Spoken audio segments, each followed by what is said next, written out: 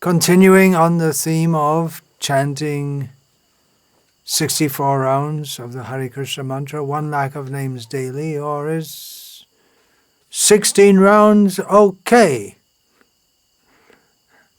Srila Prabhupada once, in little impromptu sarcastic drama, was chanting, then he put his bead bags down. He put his bead bag down and said, "Now I finished 16 rounds, I can do any damn thing I like."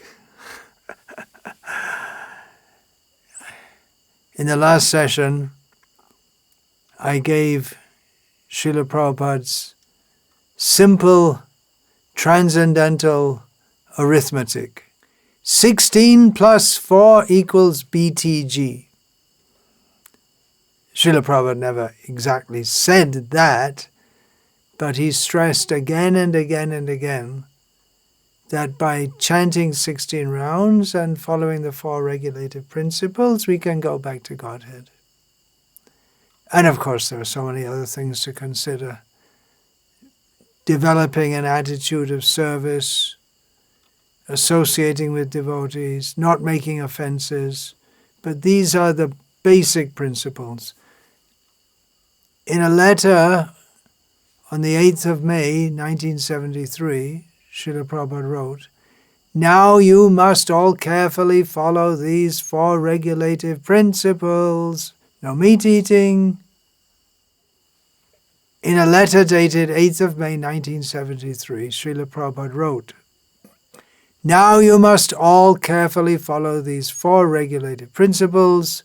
No meat eating, no illicit sex life, no intoxication, no gambling. Always be sure to chant minimum 16 rounds daily. Study my books carefully. Go for Sankirtan and engage in deity worship in the temple. You are all very sincere boys and girls, and now I request you to make your life successful for going back to home, back to Godhead." In a letter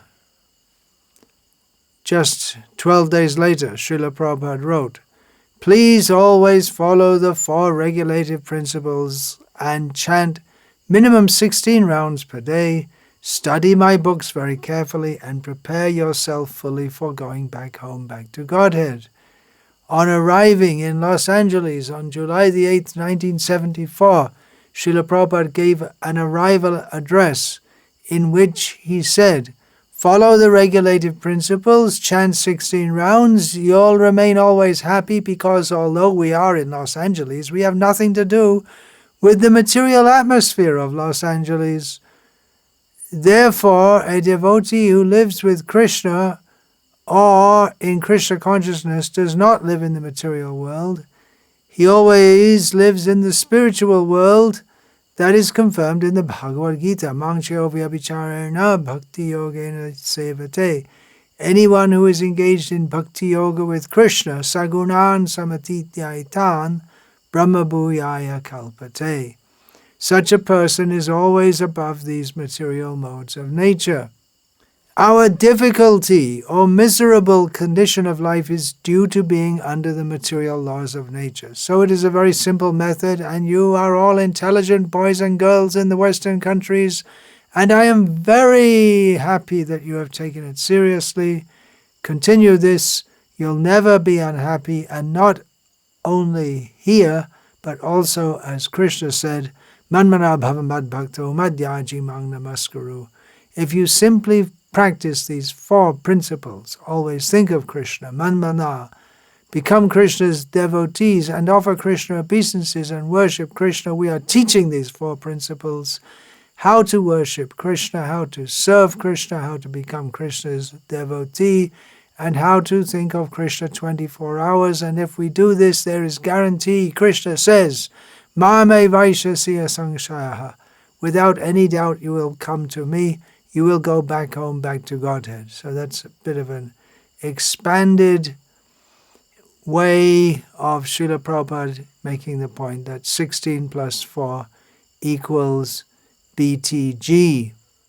He stressed on morning and evening programs, including Bhagavatam, class, and then deity worship, going for Sankirtan, more than chanting extra. Although he did, especially in the early days, encourage devotees to chant more.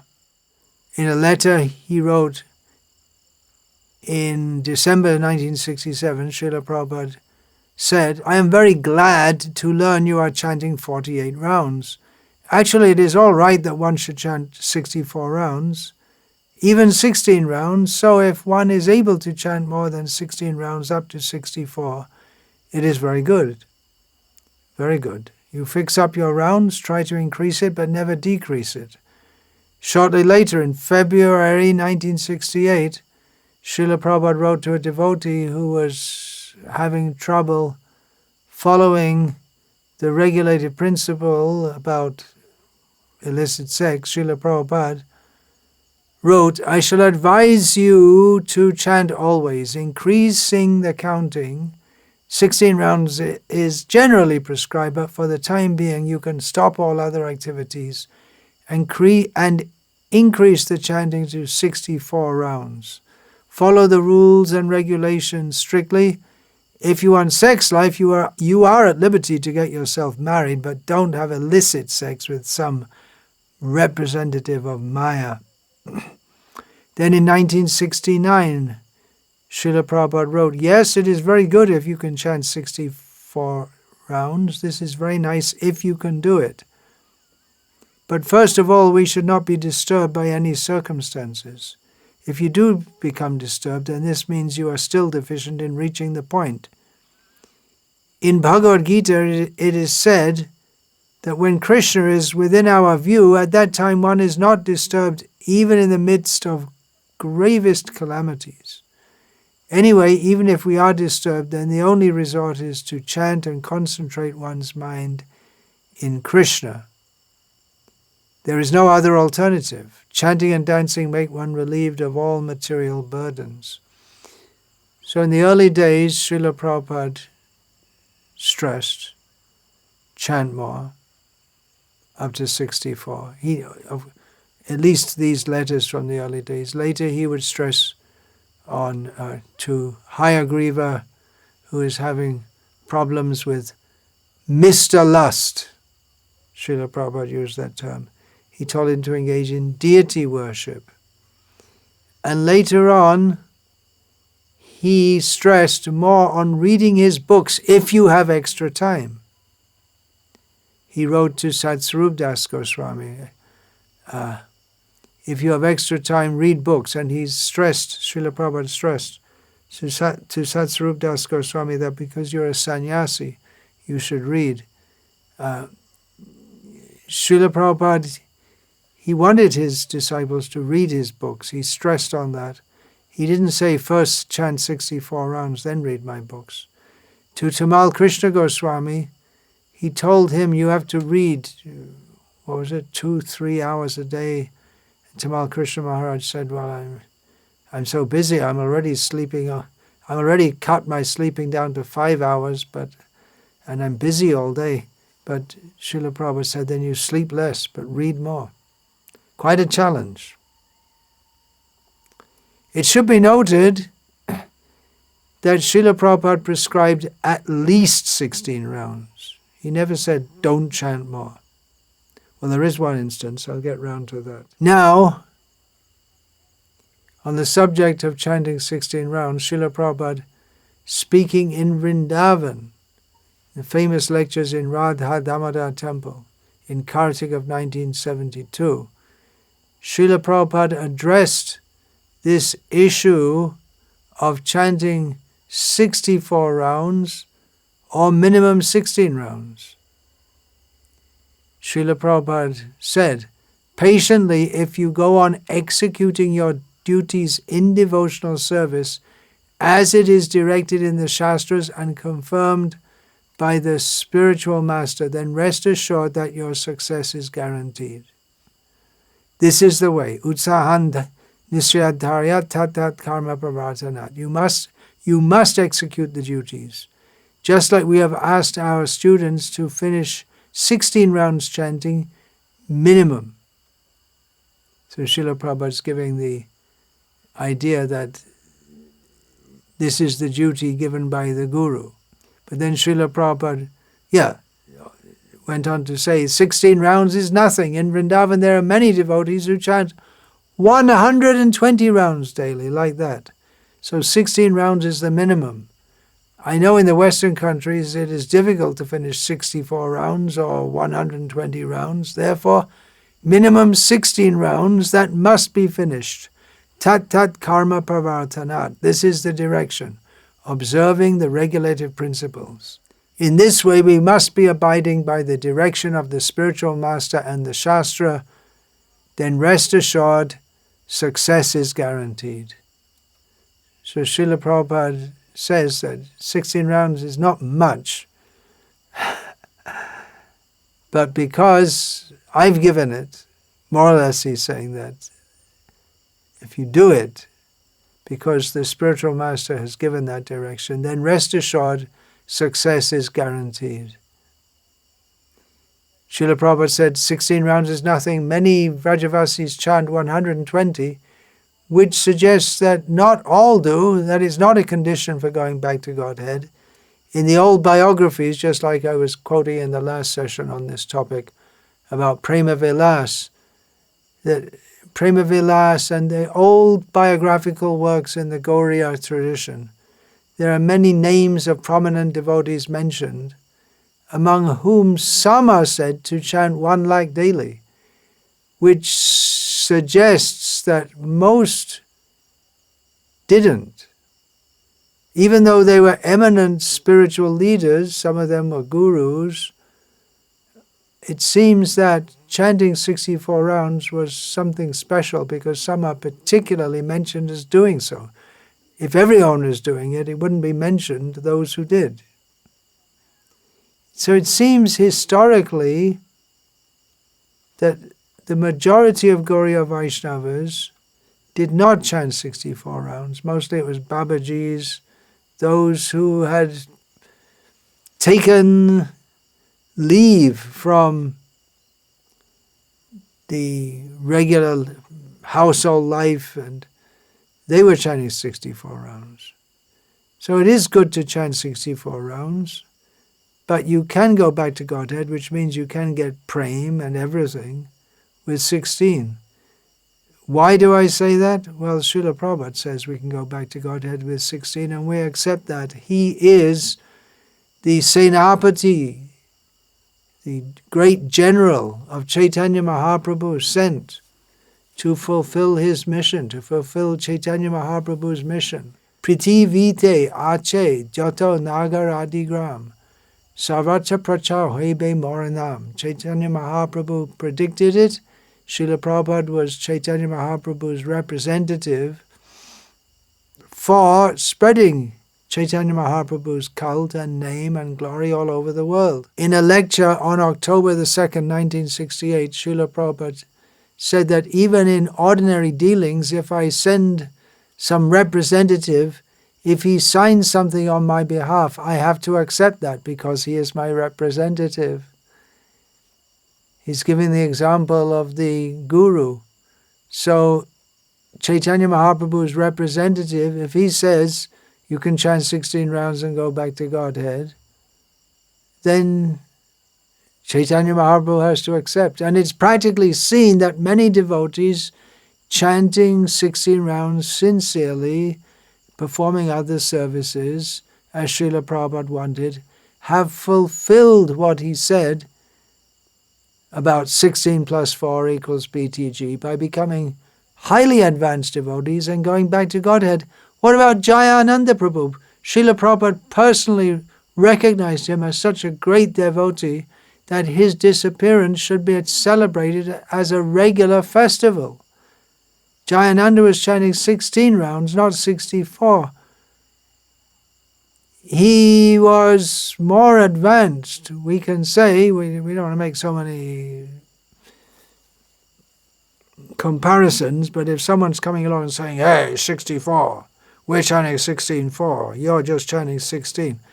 Well, Jayananda, by his humility, his service attitude, his dedication to his Guru, his jibe daya, his compassion for the suffering living beings. He was clearly highly advanced. I don't know if all those who are chanting 16 4 rounds a day are on the level of Jayananda Prabhu. Chaitanya Mahaprabhu said, Bhajane madhya shreshta navavidha bhakti Krishna prem Krishna dite dhare mahashakti. Of all the ways of worshipping Krishna, the best are the 9 processes. They all have tremendous potency to give Krishna and Krishna prem. Tarmadhe sarva shreshta nama sankirtan niraparadhe nama loile pai prema dhan. Among the 9 processes, the best of all is nama sankirtan. That question came up at the beginning of the talk yesterday, that sankirtan is stressed, not so much japa. And if one chants without offenses, then he can get the treasure of love of Krishna. Elsewhere in Chaitanya Charitamrita, Ek Krishna name kare sharva papa nash, preme karan bhakti kare na prakash. Simply chanting the Hare Krishna Maha Mantra, even once, without offenses, vanquishes all sinful activities. Actually, it doesn't say in the verse, without offenses, but Srila Prabhupada adds that. And there's a reason for that. We'll get around to that. Thus, pure devotional service, which is the cause of love of Godhead, becomes manifest. Srila Prabhupada quotes in a purport in the 5th canto, Jagadananda Pandit from Prema Vibharta, Ek Krishna name papi jato papa koi, bahujame she papi karite naroi. Which means that by once chanting the holy name of the Lord, one can be freed from the reactions of more sins than he can even imagine performing. You can't even perform so many sins in many births than can be wiped out by once chanting the name of Krishna. Back to Chaitanya Charitamrita. Anayashe bhavakoi Krishna shevon, ek Krishna name fale pai etudan.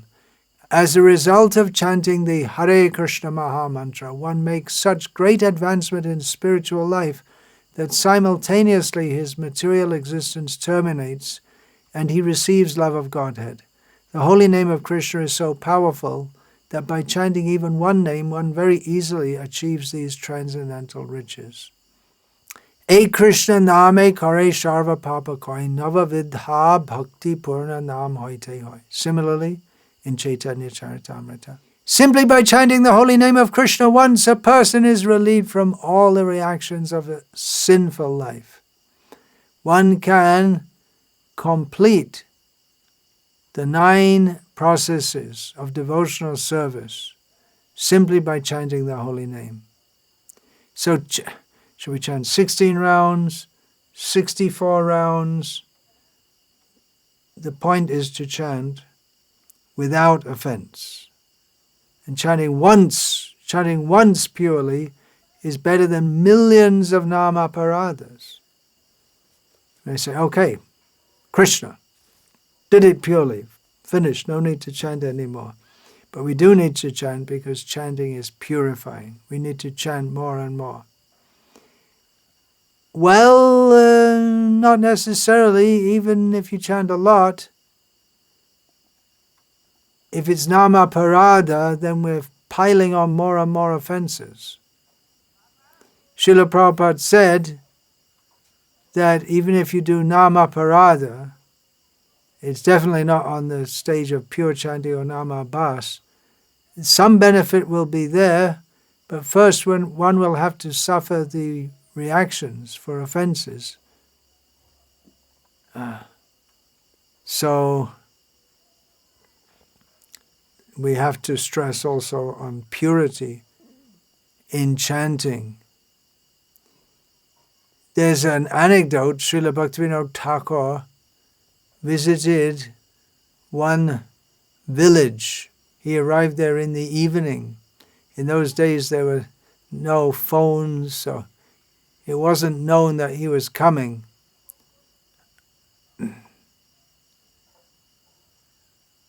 That was Kuliagram he visited.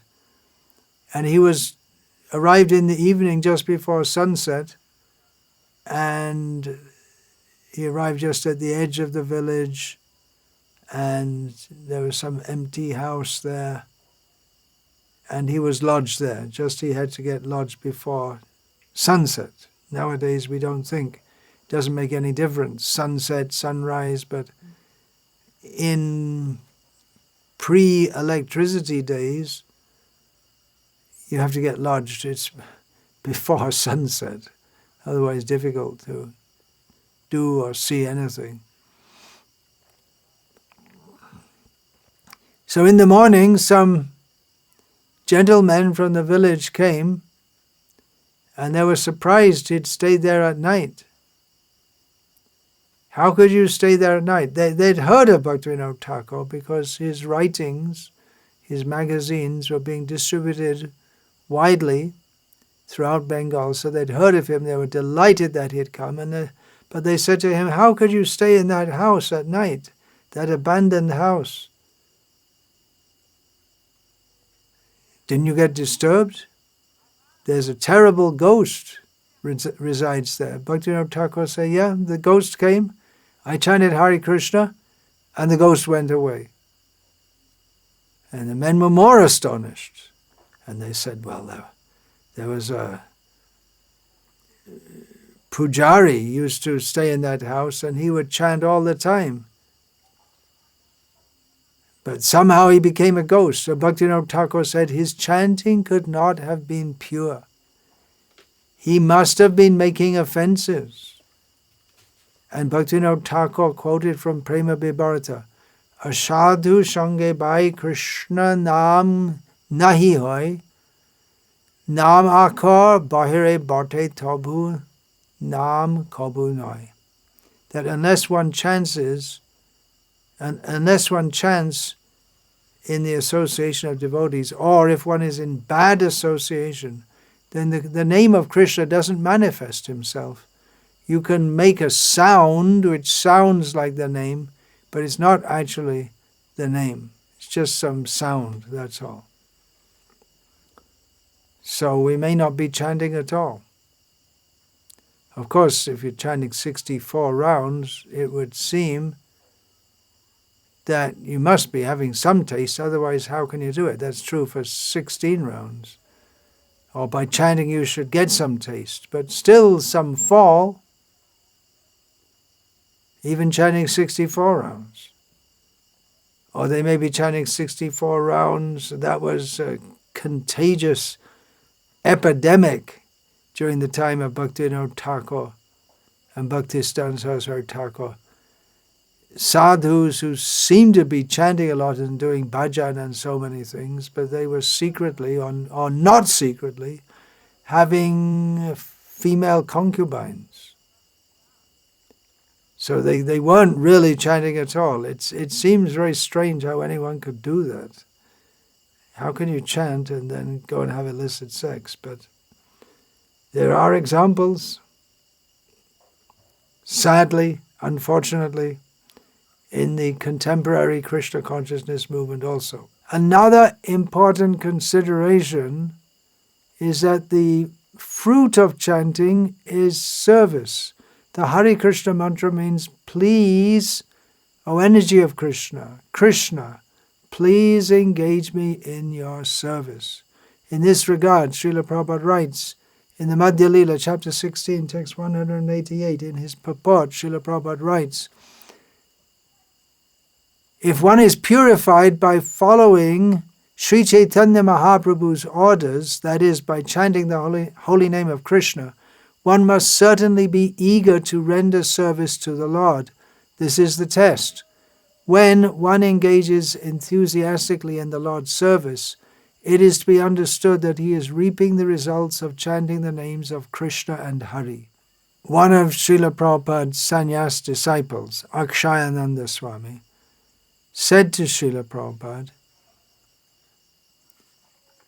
Some of the members of the Gauriya Math say they chant 64 rounds, but they are unable to refrain from sleeping too much and eating too much. And Prabhupada said, how do you know that they are eating too much? And Akshayananda said, I was staying at one Gauriya Math about a year ago.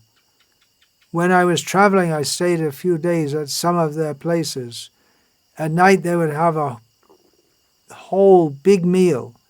They would be sitting eating for 1 hour. Then in the morning, they were all tired and very dull. Prabhupada laughed to hear this.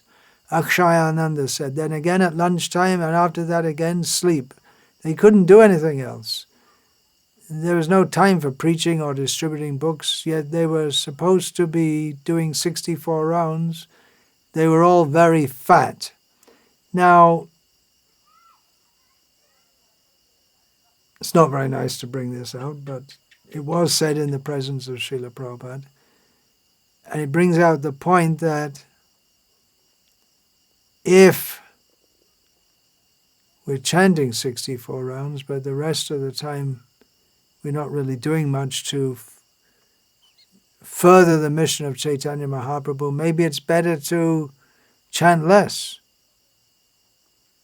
Jayapataka Swami Maharaj told the anecdote that once in Calcutta he told Srila Prabhupada, I'm chanting 32 rounds daily. That's when Jayapataka Maharaj was based at ISKCON Calcutta. And he thought that Srila Prabhupada would be very happy to hear this. And Prabhupada told him, you should chant 16 rounds and go out and preach. That was the requirement at the time. I'll get back to that. Another consideration then, if we hear of devotees who are chanting 64 rounds or ostensibly chanting 64 rounds, but it's seen that their other duties are mainly just collecting, eating, sleeping, which Bhaktisiddhanta Saraswati warned about, then are we qualified for bhajan at all? There's an anecdote of Jagannath Das Babaji when he was living in Navadvip. Some young men came to him to live with him, and they wanted to do bhajan and be under his guidance for doing bhajan. And he had them work all day in the fields, growing vegetables. So they did that, but after a short time, they said, hey, we came here for bhajan, not to grow vegetables. We want to do bhajan. We want to sit and chant like you. Jagannath Das Babaji said, you do this service to the dham, and then we'll see when you're ready to do bhajan. It's not such an easy thing to chant. Chant, chant, chant, chant, chant. If we do 64 rounds, well, why not do 2 lakhs? Instead of 1 lakh, why not 2 lakhs or 3 lakhs? Well, one major problem or objection is that it takes a long time to chant 64 rounds. I've seen devotees who chant extra rounds either during Kartik or during the whole of Chaturmasya who want to chant 64 rounds in the middle of their busy life. What I've seen is there was one leader of our movement who would miss programs, chant japa. He'd be there in Mangalarti because he didn't want to set an example of missing it, but he'd be chanting japa, not engaging in the deity darshan so much or the kirtan. As soon as a duty, he was attending programs, but the second program was over, he'd just leave. So he was there, but just not involved mentally. He was just trying to squeeze in his rounds. I've seen others also, they'll have their hands in their bead bag and they'll be talking and then they'll be chanting and then talking and chanting. It means they had some, not engaging in prajalpa, but just some practical things. We have to go here, we have to go there. Well, you can do like that. That's good to chant extra like that, but it's not really what's meant by chanting 64 rounds. If you have to squeeze it in, you won't get the kind of concentration you get from just sitting and chanting. Time is an issue. Previously, devotees didn't have time because they were busy in the preaching mission. I'm saying in ISKCON. Like Jayapataka Maharaj, Srila Prabhupada wanted him to be busy in the preaching mission. Nowadays, most ISKCON devotees don't have time because they're busy making a living and working, and most devotees struggle even with 16 rounds. I've seen so many cases. You stay in someone's house overnight, they get up in the morning, they do some perfunctory rushed deity worship, go out the door, they haven't chanted any rounds. Or maybe one or two, which they've just squeezed in between brushing their teeth and getting ready to leave. And they go out and they chant on a clicking machine as they're driving. So most devotees are struggling with 16, what to speak of 64. Once I was in a country in the Gulf, some Indian congregation, and some ISKCON devotees had come, and they were preaching very strongly. You have to chant 64 rounds. You have to chant. You can't, 16 not enough. You have to chant 64. And they were, these devotees were quite upset because they're busy with their working, family duties, and they're chanting 16 rounds. But where are they going to get the time for 64? Or it could be said that the real problem is that we lack taste, even if we do have time. People are so agitated. Upadruta, the one prominent symptom of Kali Yuga, is that the mind is always disturbed. It's hard to concentrate even chanting on one round, even one mantra.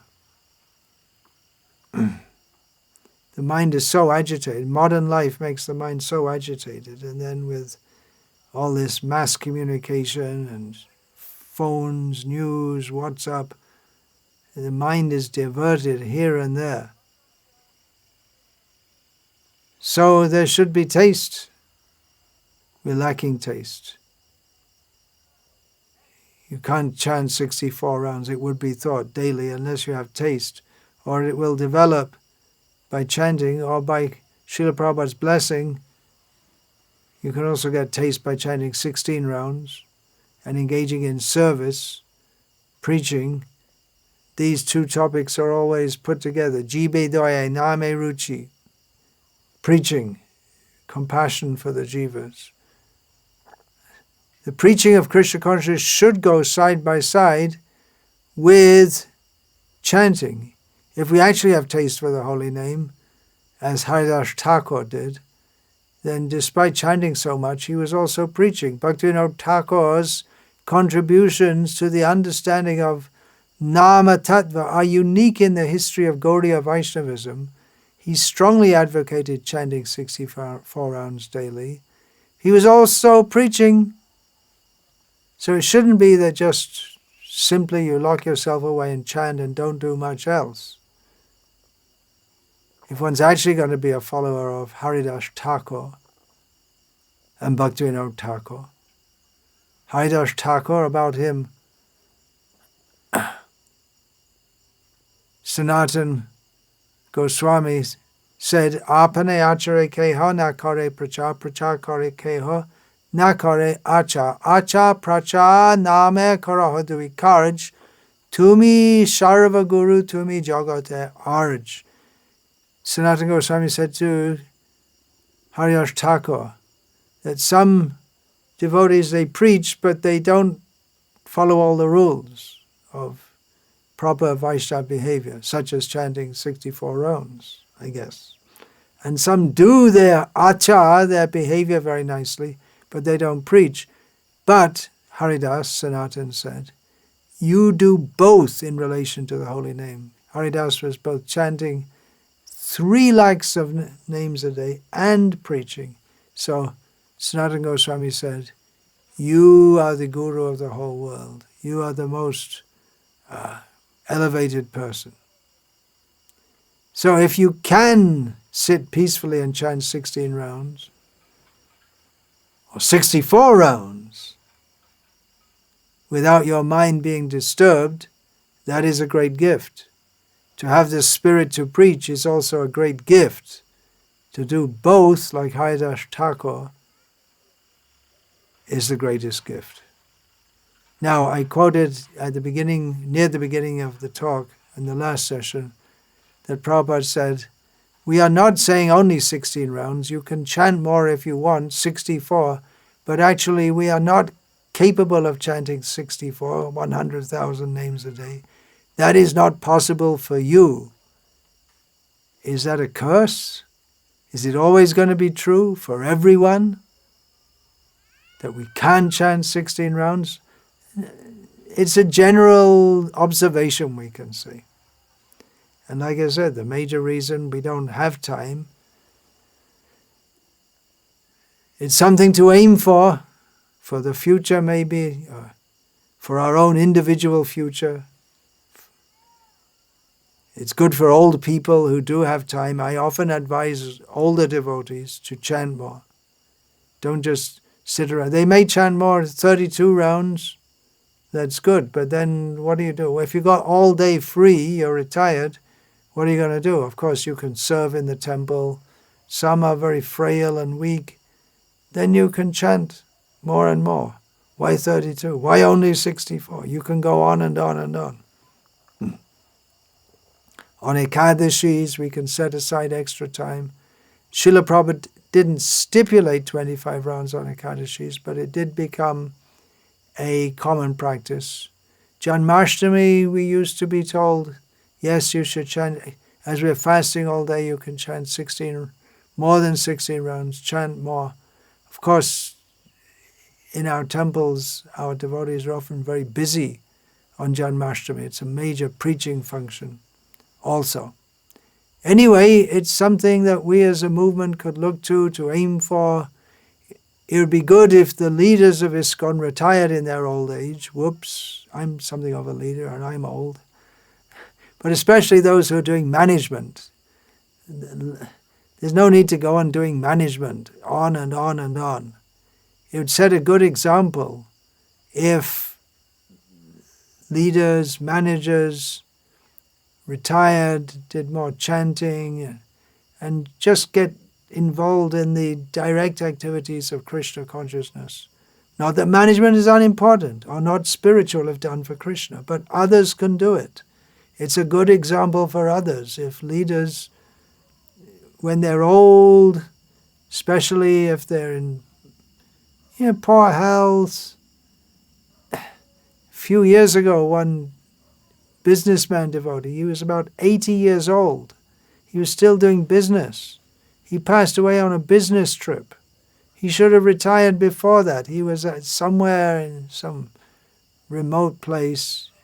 He could have retired and gone to Mayapur, Vrindavan, and done chanting. But if leaders don't set an example, then that sets an example for others. So it is good if leaders retire, especially if they're not physically fit for doing other activities, then, or at least be out of management, do extra bhajan, let others do the management. It would be appreciated by all devotees if they were just to sit in one holy place. It doesn't have to be Mayapur or Vrindavan, it could be a holy place or a temple. An ISKCON temple anywhere. Just stay there and do extra chanting. Or if it's a householder, if for whatever reason it's not very practical for them to go to Vrindavan or Mayapur, they can stay in their house if they're being cared for by their grown-up children, which is the proper thing, and it's impractical for them to go to Mayapur or Vrindavan. They don't have that arrangement. Sit at home, chant Hare Krishna. We're not against the idea of chanting extra rounds. We don't have to be busy all our lives. Devotional service is absolute. You can do management, you can do business for Krishna and give the money to Krishna. It's all spiritual activity, whatever's done for Krishna, but the core activities are hearing and chanting about Krishna. Discussing this topic, I myself am thinking, well, maybe after a few years, I should go and just sit and chant and read, and if I have a few years left. But there are some things I want to do in Srila Prabhupada's service, some books to write. I want to see these Varnashram projects established, and then preaching in the West, and so many things to do. But at some point, it would be good if I too just cut out and sat and chanted and just do hearing and chanting. Set an example. Remind me. Maybe some want me to do it right away. Just shut up and sit down.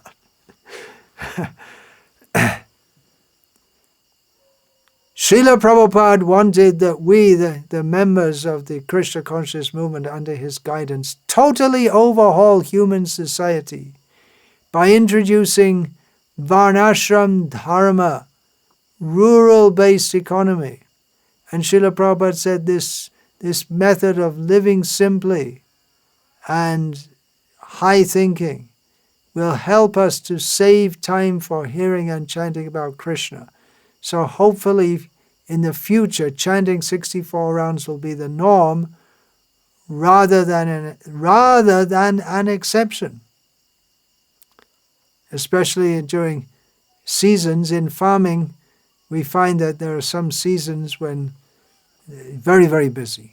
For rice, planting season, and harvesting become very, very busy. But a lot of the time, there may not be that much to do. You can always find things to do, but you can chant Hare Krishna also. Just a point on the side here that several devotees in ISKCON are taking interest in Raga Noga Bhakti, higher topics. That's what we should be aiming at, to become absorbed in Krishna's pastimes. That's the whole point. We're trying to come to that level. Of course, it shouldn't be done prematurely. We have to cleanse the heart first by chanting, Chaito Darpana Marjanam, by hearing, Srinvatang Swakata Krishna Punya Shravana Kirtanaha, Hridyantas Tohya Bhadrani, Vidhunoti Suhritsatam. Some devotees who have been chanting for many years are in what I would say a non-pretentious,